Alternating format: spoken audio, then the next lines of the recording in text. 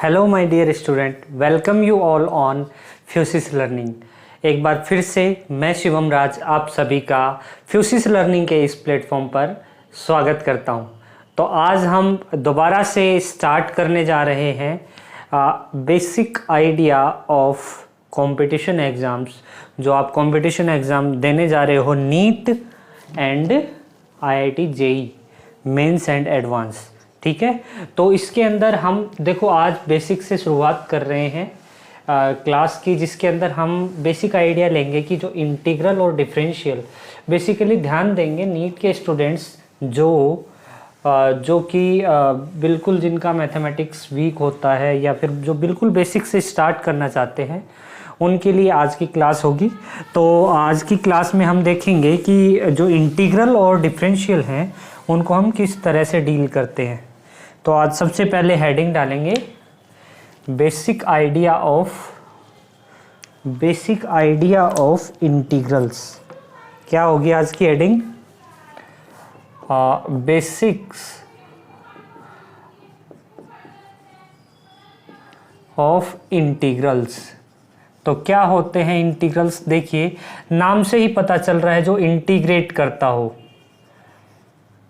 Integrating मतलब जोड़ना, इकट्ठा करना, एक साथ उनको समूहित करना, ठीक है, समूहित करना। जो भी आप इंटीग्रेट का मतलब होता है एडिशन, एक तरह से देखा जाए तो। लेकिन देखिए हम बेसिकली जो सिस्टम पढ़ते हैं फिजिक्स के अंदर, वो सिस्टम दो तरीके के होते हैं। Systems, there are two types of systems. एक होता है आपका डिस्क्रीट सिस्टम, और दूसरा होता है कॉन्टिन्यूस सिस्टम। दूसरा क्या होता है? Continuous system. तो जो डिस्क्रीट सिस्टम होता है वो यूज़ होता है आपकी काउंटेबल थिंग्स के लिए, काउंटेबल थिंग्स जिनको आप काउंट कर सको 1 2 3 4। और इसके लिए जो सिंबल यूज होता है वो होता है समेशन या सम, ठीक है। जैसा आपने कई बार देखा होगा, एक n नंबर की सीरीज़ है या फाइनाइट नंबर की सीरीज़ है, उसके लिए आप क्या करते हो? समेशन i = 1 to n कर देते हो, और xi या फिर जो भी आपका वहाँ पे फंक्शन होगा वो यहाँ पे लिखा जाएगा। तो इसके लिए जो सिंपली यूज़ होता है वो क्या यूज़ होता है? डिस्क्रीट सिस्टम के लिए आपका सम यूज़ होता है। उसी तरह से आपका जो कंटिन्यूस सिस्टम होता है उसको आप एक एक करके काउंट तो कर नहीं सकते, तो फिर क्या कर सकते हो? वहाँ पे आप जैसे मान लो इस पर्टिकुलर एरिया के अंदर आपको इन्फॉर्मेशन चाहिए, तो आप एक इसमें से छोटा सा स्ट्रिप काट लोगे और इसकी जो इन्फॉर्मेशन है उसका इंटीग्रल कर दोगे। मान लो ये आपका dx है, x यहाँ पे कोई भी इन्फॉर्मेशन है। इन्फॉर्मेशन मीन्स यहाँ पे ये आपका लेंथ भी हो सकता है, एरिया भी हो सकता है, वॉल्यूम भी हो सकता है, या और कोई फंक्शन भी हो सकता है। तो यहाँ पे x जो है इन्फॉर्मेशन है, और उसका छोटा सा जो वैल्यू है वो है आपका dx। तो आपको अगर इस पूरे एरिया के अंदर आपको इन्फॉर्मेशन चाहिए तो आप क्या कर दोगे? इंटीग्रल dx, ठीक है। तो यहाँ पे ये जो s जैसा सिंबल दिख रहा है आपको, ये बेसिकली सम को ही नोट करता है। मतलब ये इस पूरे एरिया के अंदर जितनी भी इंफॉर्मेशन है उन सब का सम है, उन सब का इकट्ठा रूप है। तो आपको बेसिकली पता चल गया होगा कि जो इंटीग्रल होता है उसका यूज़ आप कहाँ करते हो। तो देखिए अभी हम थोड़े से फॉर्मूलाज की तरफ आगे बढ़ते हैं। तो इंटीग्रेशन की जब आप बात करते हो तो सबसे पहले जो फॉर्मूला निकल के आता है वो आता है आपका integral of dx that is equals to x। ये तो आप जानते ही हो, एक छोटी सी इंफॉर्मेशन को कंप्लीट इंफॉर्मेशन में चेंज करने के लिए आपने क्या कर दिया? इंटीग्रल लगा दिया।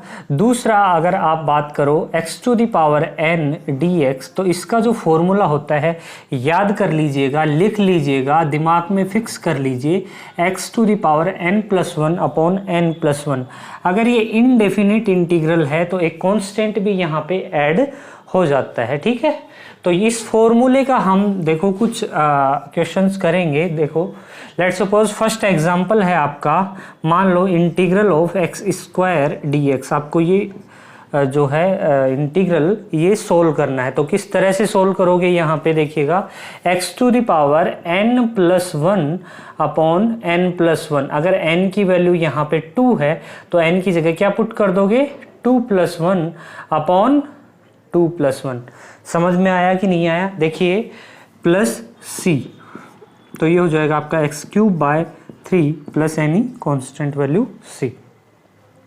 एक और एग्जांपल देखिए, x⁻⁻2 dx, तो यहाँ पे पावर चेंज हो गई है, पावर यहाँ पे पहले पॉजिटिव पावर थी, यहाँ नेगेटिव पावर हो गई है। तो इस केस में क्या करोगे, सेम वही करना है आपको, n की जगह वैल्यू पुट करनी है। इस बार n की वैल्यू -2 है तो -2+1 upon -2+1 plus any constant c। तो ये हो जाएगा x⁻⁻1 upon -1 plus c, that is -(-1 upon x। इसको लिख सकते हो, ये आपका क्या हो जाएगा, इसका इंटीग्रेशन। ठीक है, ये पहला एग्जाम्पल था, ये दूसरा था।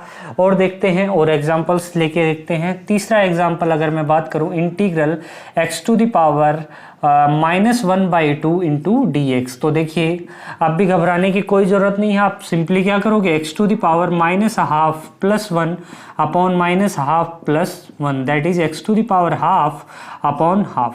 This is your answer. ठीक है, इसी तरह से डिफरेंट काइंड के आप इंटीग्रल कर सकते हो। देखिए अब एक थोड़ा सा आगे बढ़ते हैं और बात करते हैं, अगर दो फंक्शंस एक दूसरे के साथ एडिशन में रखे गए हैं या फिर उनके बीच में माइनस साइन है, दैट इज अगर वो माइनस में है एक दूसरे के साथ, तो उनका इंटीग्रल आप किस तरह से सोल्व करोगे। तो वहां उस केस में क्या करोगे आप, जब दो फंक्शंस आपको एक दूसरे के साथ आगे पीछे लिख के दिए हुए हैं और वो एडिशन में है, तो उनका डिफरेंट अलग अलग इंटीग्रल करके और उनको ऐड कर देंगे। देखिएगा कैसे, जैसे लेट्स सपोज आपको दिया गया है x⁻² प्लस x⁻4 f(x), ये फंक्शन आपको दिया गया है और आपको कैलकुलेट करना है। Then calculate integral f(x) dx क्या होगा।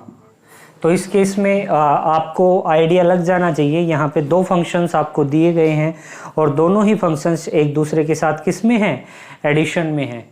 एक दूसरे के साथ कैसे हैं, एडिशन में है। तो एडिशन में जब आपको दो फंक्शंस दिए गए हों तो आप क्या करोगे, integral f(x) dx will be equals to integral x² plus x⁻4 into dx। तो ये क्या हो जाएगा, इंटीग्रल x² dx इसका अलग से इंटीग्रल होगा, x⁻4 dx इसका अलग होगा।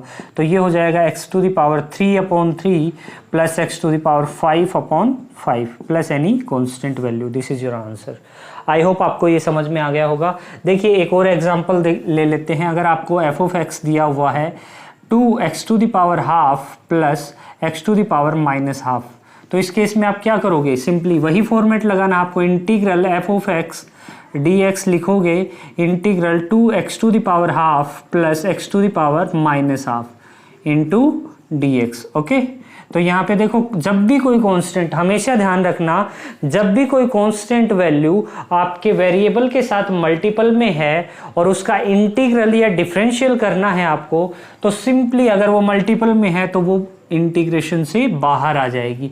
तो पहले तो इनका इंडिविजुअल लिखेंगे, integral 2x⁻½ dx plus integral x⁻⁻½ dx, और ये 2 है, ये बाहर आ जाएगा, that is 2 integral x⁻½ dx plus integral x⁻⁻½ dx। ये हो जाएगा आपका 2x⁻½ plus 1 upon half plus 1 plus ये हो जाएगा x⁻⁻½ प्लस 1 अपॉन -½ प्लस 1। तो यहाँ पे अगर हम देखें तो आपका जो आंसर है वो क्या निकल के आएगा, ये हो जाएगा 3/2 that is 4/3 x⁻³ plus x⁻½ upon 1/2 that is 2 आपका ऊपर चला जाएगा। This is your answer. तो इस तरह से plus any constant value c, तो इस तरह से आप इजीली कैलकुलेट कर सकते हो। जब दो फंक्शन एडिशन में हो तो उनका इंटीग्रल आप किस तरह से करोगे। हमारा जो पहला फॉर्मूला था, इससे रिलेटेड कुछ एप्लीकेशंस आज के इस वीडियो में हमने देखे हैं। आगे भी हम इसी को कंटिन्यू करेंगे। ग्राफ का तो आपका सेशन हो चुका है, जो बेसिक सेशन था। अभी थोड़े एडवांस लेवल के हम ग्राफ देखेंगे, प्लस इंटीग्रल के कुछ थोड़े और हम एग्जांपल्स करेंगे ताकि आपका कॉन्फिडेंस बिल्ड हो सके। तो नीट की प्रिपरेशन के लिए बेसिकली ये क्लासेस बहुत ज़्यादा इंपॉर्टेंट हो जाती हैं, क्योंकि नीट के स्टूडेंट कहीं ना कहीं मैथमेटिक्स को थोड़ा अवॉइड करते रहते हैं। तो इन्हीं क्लासेस के साथ आप अपना जो प्रिपरेशन है उसको कंटिन्यू कर सकते हो। तो मिलते हैं नेक्स्ट वीडियो में। Thank you very much.